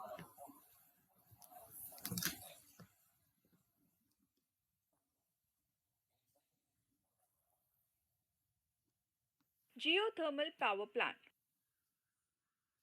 In this session, we will study the geothermal energy, review the history of ඊළඟට ඉගෙන ගත්ත geothermal power පුතේ plant, භූතාපය කොහොමද ප්‍රයෝජනට ගන්න study කියන the එක. working හරි අපි principle බලමු of a භූතාපය කොහොමද geothermal අපි power plant, ප්‍රයෝජනට අරගෙන විදුලි බලය specify the නිපදවන්නේ කියලා. advantages and disadvantages of a geothermal power plant. Geothermal power plant. Geothermal energy In this is the session, heat we will energy study the acquired by the earth. Here, the source of the heat is earth, hence the name is geothermal.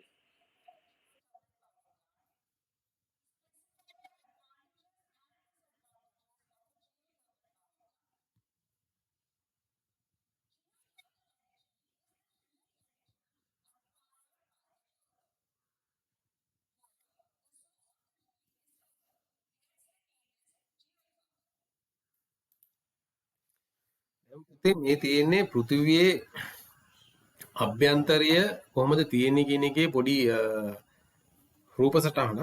මේකෙදී අපි දන්නවා පෘථිවි අභ්‍යන්තරයේ තියෙන්නේ අධික ලෙස අධික උෂ්ණතා සහිත Heat inside මේ the කියන්නේ අපි earth කියන is ලාවා කියලා available කියන්නේ. at a depth අනේ of කොටස more තියෙනවා. than නමුත් මේ 80 පෘථිවියේ මේ kilometers. පස තුලින් ගමන් කරන Some locations මාර්ග it is තියෙනවා. මේ available at a භූතාපයේ depth ගමන් කරන from මාර්ග තියෙනවා. 300 to මෙන්න මේ 3000. මාර්ග ලෝකයේ ඇතම් ප්‍රදේශවලට මේ ඇතම් ප්‍රදේශවල තියෙන මේ මාර්ග ප්‍රයෝජන අරගෙන තමයි භූතාපය නිපදවන්නේ.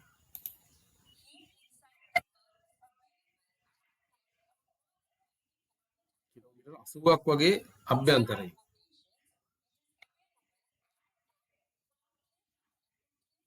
meters. සමහර තැන් තියෙනවා කිලෝමීටර් 3ක් වගේ ගැඹුරින් මේ ස්ථාන තියෙනවා. සමහර තැන් තියෙනවා පුතේ මීටර් 300ක් වගේ. ඉතා අඩු Geothermal ගැඹුරකින් energy is used for මේ heating භූතාපයේ water, පවතින air ස්ථාන තියෙනවා. conditioning, electricity සමහර ස්ථාන generation, කිලෝමීටර් 80ක් තරම් ගැඹුරට තියෙනවා. etc. සමහර තැන් කිලෝමීටර් 3යි. History සමහර of තැන් metre geothermal 300යි. power plant. meters. The world's first geothermal power plant was built in the year 1911 in Larderello in Italy.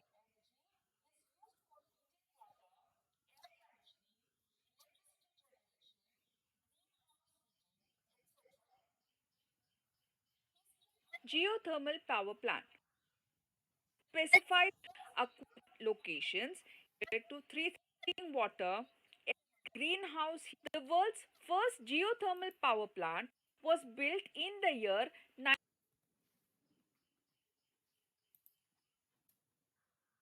geothermal power plant, greenhouse heating, etc. Geothermal power plant. History of geothermal Specified power plant. locations. Geothermal power plant.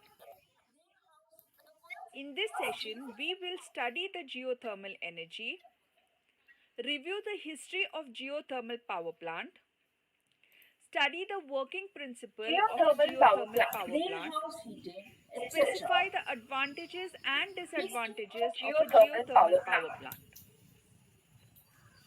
Geothermal Geothermal energy power is plant. the heat energy acquired In by this the session, earth. we will study Here, the source of the heat is earth. Hence, the name is geothermal. Heat inside the earth is available at a depth of more than 80 kilometers. In some locations, it is available at a depth from 300 to 3000 meters. Such locations are referred to as geothermal fields. Geothermal energy is used for heating water, air conditioning, electricity generation, greenhouse heating, etc. History of geothermal power plant. The world's first geothermal power plant was built in the year 1911 in Larderello in Italy. Working principle of a geothermal power plant.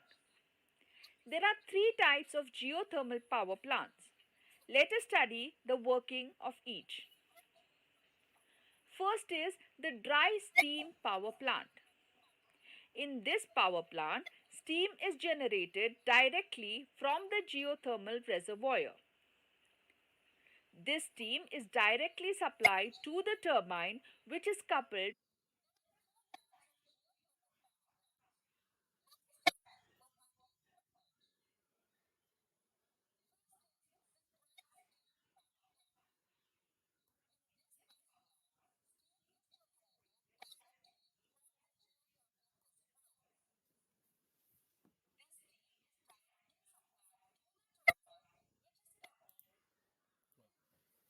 මෙතෙන්දි පුතේ දැන් අපි බැලුවා මේකේ මෙහෙමයි මේකේ තියෙන කරුණු ඔක්කොම ඔයාලා ඔළුවට දාගන්න අවශ්‍ය නැහැ. නමුත් මූලික වශයෙන් නිකන් බලන්න කොහොමද මොකද්ද මේ ජීවතෝමල් කියලා කියන්නේ? භූතාපය කියන්නේ මොකද්ද? මේක කොහෙදිද ප්‍රයෝජනට ගන්නෙ කියන එක බලන්න. මේක ප්‍රයෝජනට ගන්නෙ කොහොමද කියන අන්නේ කරුණු ටික විතරක් බලන්න. මේකේ තියෙන කරුණු ඔක්කොම ගැන මේ ඔයාලට මේ අවස්ථාවේදී අවශ්‍ය නැහැ ඉගෙන ගන්න. නමුත් අපි මෙතෙන්දි කියන්නේ ලෝකයේ තැන් තැන් වල තියෙනවා ලෝකයේ පොළොව අභ්‍යන්තරයේ උණුසුම් වූ ප්‍රදේශ තියෙනවා. ජියෝතර්මල් ෆීල්ඩ් කියලා කියනවා. ලෝකයේ සමහර තැන්වල තියෙන පොළොව අභ්‍යන්තරයේ උණුසුම් වූ ප්‍රදේශ තියෙනවා. මේ ප්‍රදේශ පුතේ කිලෝමීටර් 80ක් දක්වා ගැඹුරට යන්න පුළුවන්. සමහර තැන් තියෙන කිලෝමීටර් 3ක් වගේ පොළොව කියන්නේ පොළොව මට්ටමේ ඉඳලා කිලෝමීටර් 3ක් පමණ ගැඹුරට යනකොට මේ උණුසුම් වූ ප්‍රදේශ දැක ගන්න පුළුවන්. ඒ වගේම සමහර තැන් තියෙන බොහොම අඩු ගැඹුරකින් කියන්නේ මීටර් 300ක් වගේ ගැඹුරකිනුත් මේ වගේ ප්‍රදේශ තියෙනවා. එතකොට දැන් ලංකාවේ මේ වගේ තැන් අපිට හම්බ වෙලා නැහැ. නමුත් ඔයාලා අහලා ඇති ඔය උණු වතුර වලින් ත්‍රිකුණාමලයේ පැත්තේ එහෙම උණු වතුර වලින් ඔයාලා අහලා ඇති. ඒ උණු වතුර වලින් ඇති වෙන්නත් හේතුව පුතේ මේ භූතාපය තමයි. හරි? එතකොට ඒ නමුත් අපිට ඒකින් විදුලි බලය නිපදවන්න තරම් ප්‍රබල භූතාපයක් අපිට ලැබෙන්නේ නැහැ. නමුත් ලෝකයේ ඇතම් ප්‍රදේශ තියෙනවා වතුර රත් වෙලා හිමාලය පිට වෙන තැන් තියෙනවා. හරි? ඒ වගේ ප්‍රදේශ තියෙනවා. නමුත් අපේ ත්‍රිකුණාමල වගේ පැත්තේ තියෙන උණු වතුර වලින් ගත්තොත් එහෙම අපිට ඉච්චර ලොකු ප්‍රබල භූතාපයක් අපිට එතෙන්දී ලැබෙන්නේ නැහැ. හරි? මෙතෙන්දි කරන්නේ මේ පොළොව අභ්‍යන්තරයේ තියෙන වතුර රත් වීමකට ලක් වෙලා හිමාලය වශයෙන් එළියට එනවා. ඒ ලැබෙන හිමාලයේ ප්‍රයෝජන අරගෙන මොනවද කරන්නේ? තල භ්‍රමණය කරකවලා විදුලිය උත්පාදනය කරනවා. අපි බලමු ඒක කොහොමද වෙන්නේ කියන එක. with the generator. And it is injected back The into flow the of earth through the injection well.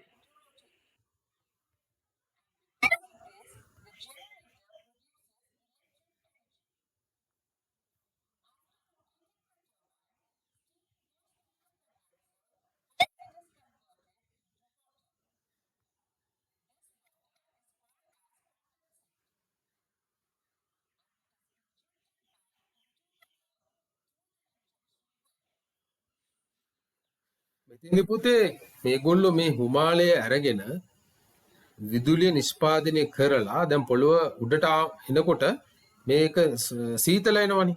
Right? සීතල වෙනවා. කියන්නේ විදුලිය නිපදවුවාට පස්සේ මේ යන හිමාලය නැවත අපි මේකට කියන ඝනීභවනයට ලක් කරනවා. ඝනීභවනයට ලක් වෙලා මේ වතුර නැවතත් ඒ නිදියටම යොමු කරනවා. ඒ නිදියටම යොමු කරනවා. කියන්නේ මෙතන ඇත්තටම පුනර්ජනනීය විදුලි බලයක් නිෂ්පාදනය කෙරෙනවා. මොකද මේ වතුර ටික එතනින් අයින් කරන්නේ අපි මේ වතුරේ වලින් ඒ හිමාලයෙන් ප්‍රයෝජන අරගෙන හිමාලය වතුර බවට පත් කරලා නැවතත් අපි එතෙන්ටම ලබා දීමක් තමයි මේ ප්ලාන්ට් එකේ සිද්ධ කරන්නේ. Of over 350 Fahrenheit. This water is called as brine. Natural dry And it is steam transferred to a hydrothermal vessel reservoirs where steam are is very generated. rare. මේක බොහොම කලාතුරකින් තමයි තියෙන්නේ මේ වගේ The ප්‍රදේශ. next type is the This flash steam steam power drives plant. the turbine coupled with the This generator type to is produce used when electricity. there is an availability of The waste geothermally brine heated is water injected back at a high into the temperature of over 350 Fahrenheit.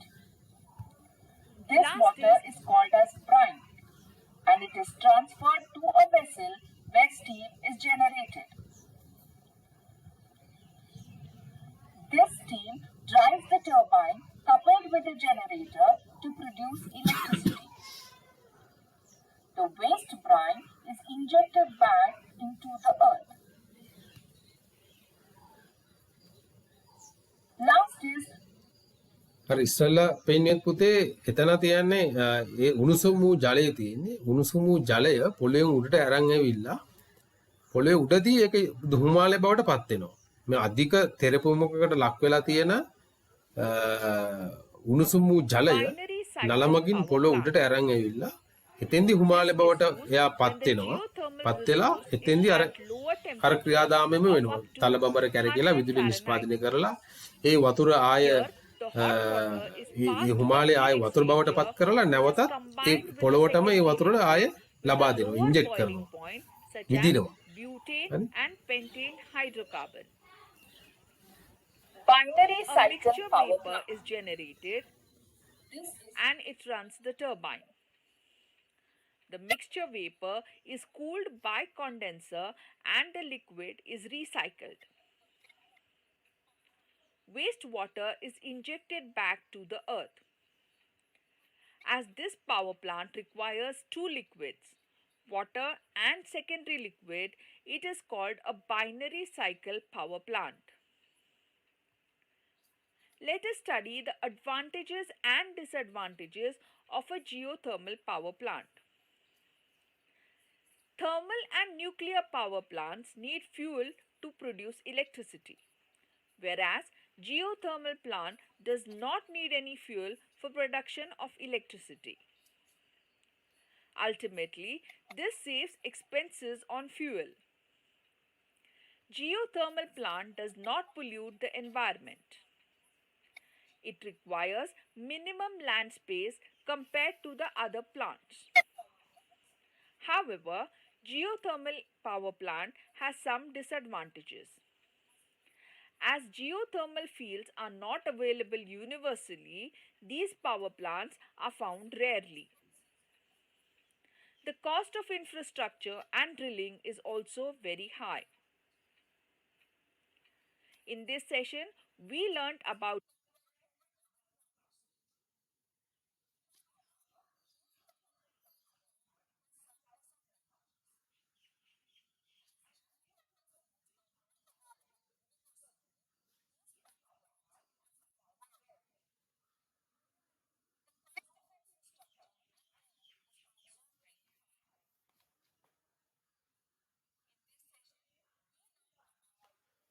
ඔබ දැන් මෙතන දැන් අන්තිමට පැහැදිලි කරන්නේ මේ ජියෝතර්මල් energy කියන්නේ භූතාපයේ ප්‍රයෝජන ගැනීමේ වාසි සහ අවාසි. එතකොට වාසි විදිහට අපි දක්වන්නේ මේකෙදි පරිසර හානියක් සිද්ධ වෙන්නේ නැහැ. අපි දැන් ගල්ලගුරු විදුලි බලාගාරවලදී පරිසරයට අපද්‍රව්‍ය එකතු වෙනවනේ. කාබන් ඩයොක්සයිඩ් පරිසරයට මුදා හැරෙනවා. නමුත් මෙතෙන්දී ඒ වගේ පරිසර හානියක් සිද්ධ වෙන්නේ නැහැ. ඒක අපිට වාසියක්. මේක අවාසිය තමයි පුතේ අපිට මේවා ලෝකයේ දකින්න හරි කලාතුරකින් තමයි මේ වගේ ප්‍රදේශ තියෙන්නේ. කියන්නේ හැම රටකටම මේ ශක්තිය ලබා ගැනීමේ හැකියාවක් නැහැ. අනිත් එක ගොඩාක් ගැඹුරු තැන් වලට පොළොව විදින්න වෙනවා. එතකොට ඒ සඳහා යන මූලික වියදම වැඩි. ওই දෙක තමයි මේකේ තියෙන disadvantage. ඒක කියන්නේ මේ අහිතකර බලපෑම් විදියට අපිට හඳුන්වන්න පුළුවන්. හරි. Let's go to the next topic, tides. So what is a Geothermal tide? energy It is the basically history a of rise and fall of the geothermal sea power. level. It occurs once or twice in a day. And the reason behind that is due to the attraction of the sun and the moon. Now I'll explain how tides work. There are many factors that are involved in creating a tide. However, 3 of them are important. ඊළඟට බලමු වඩදිය හා බාදිය කොහොමද ඇති වෙන්නේ කියන All එක. these 3 huge bodies have different gravitational Let's pull, go to the next which topic. creates a tide in the Tides. ocean. So what But is in a general, tide? if you see, It is the study of basically tides, rise it is and a very fall. complex subject. It's very confusing. Anyhow, as I said, the 3 major factors involved in creating tide are the moon, the earth, and the sun. And the gravitational pull of all 3 bodies creates tide. As we know that the earth is quite larger than the moon. That's why the moon orbits around the earth. But then if you see, the earth is smaller than the sun. The sun is enormous. That's why the entire solar system revolves around the sun. That means smaller bodies orbit around the larger one, because the larger body exerts a gravitational pull on the smaller one. I hope so far it's clear. Now imagine this is Earth. The moon is right.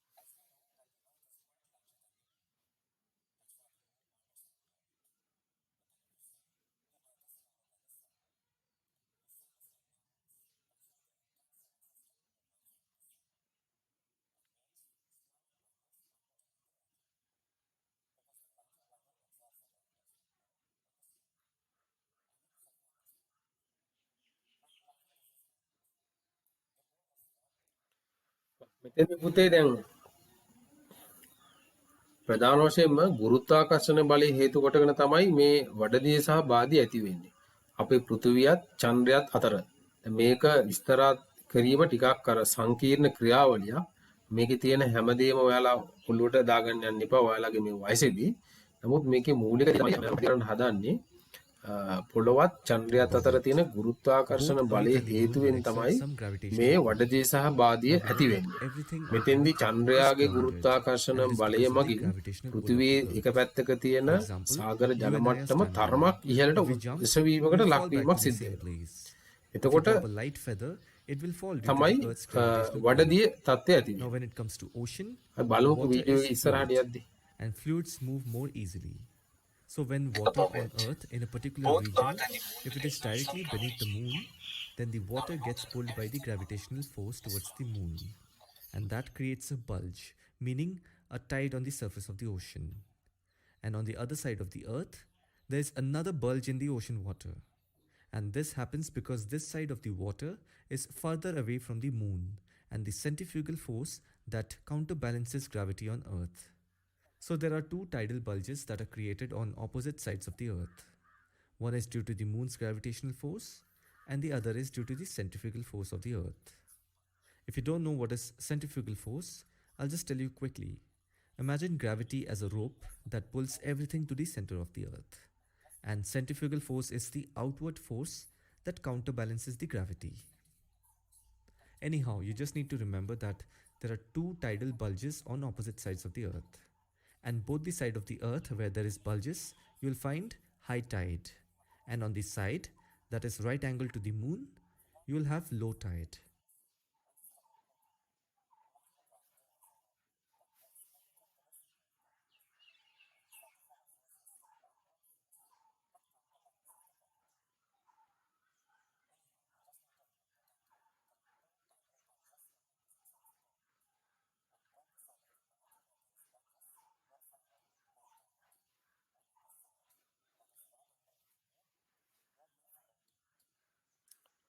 දැන් මෙතෙන්දී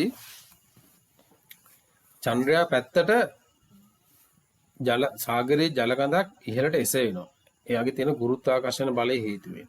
චන්ද්‍රයා ගමන් කරන චන්ද්‍රයයි පෘථිවියයි පවතිනකොට චන්ද්‍රයා පෘථිවිය වටේ ගමන් කරනවානේ. මේ කක්ෂය හැමදාම ඒකාකාරීව නැහැ. පෘථිවියත් එහෙම. පෘථිවිය සූර්යයා වටා ගමන් කරනකොට එකම කක්ෂය කියන්නේ දුර අඩු වැඩි වීමක් සිද්ධ වෙනවා. ඒ වගේ තමයි චන්ද්‍රයාගේ. එතකොට මෙතෙන්දී මේ දුර ලං වෙනකොට සාගර ජල මට්ටම ඉහළට එසවෙනවා. ඒ වගේම තමයි ලෝකේ අනිත් පැත්තෙත් ඒකට වෙනම බලයක් තියෙනවා. ඒකට කියන්නේ කේන්ද්‍ර අපසාරි බලය කියන එක. මේ අවස්ථාවේදී ඔයාලා ඒක ඉගෙන ගන්න යන අවශ්‍යතාවයක් නැහැ. මේ දල වශයෙන් ඔයාලා දැනගන්න. This all happens only when there is moon and the Earth. චන්ද්‍රයාගේ ගුරුත්වාකර්ෂණ බලය හේතුවෙන් සාගර ජල මට්ටම ඉහළ යෑමක් සිද්ධ වෙනවා. ඒතකොට ඒක අපි කියනවා වඩදිය මේ වඩදිය කියලා. ඒකම මේ සාගර ජලයේ එක පැත්තකට මෙහෙම එක රාශිය නෝන අනිත් පැත්තේ ජල මට්ටම අඩු වෙනවා. මේක තමයි ලෝ ටයිඩ් කියලා කියන්නේ. එන්නේ වඩ බාදිය තත්ත්වය මේ තත්ත්වයට කියන බාදිය කියලා. On Earth, or it will diminish It is a the bit moon's confusing, right? gravitational But pull that's on how Earth. it is. Now The this all Earth, the happens. moon and the sun are in a straight And the line. Earth. The What sun about the is sun? behind the moon. As a Therefore, it enhances moon's gravitational pull and that creates much higher tides. They are called spring tide. But when the sun and the moon is at right angle, the sun diminishes the gravitational pull of the moon on Earth and that creates low tides. They are called neap tides. So this is how tides are formed.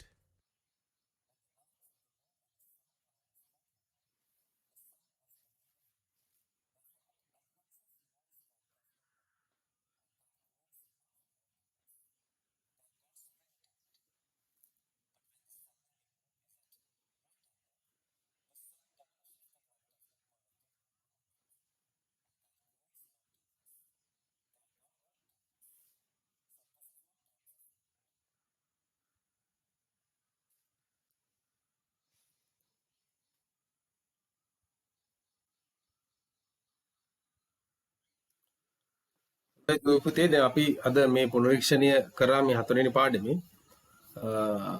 ඉතින්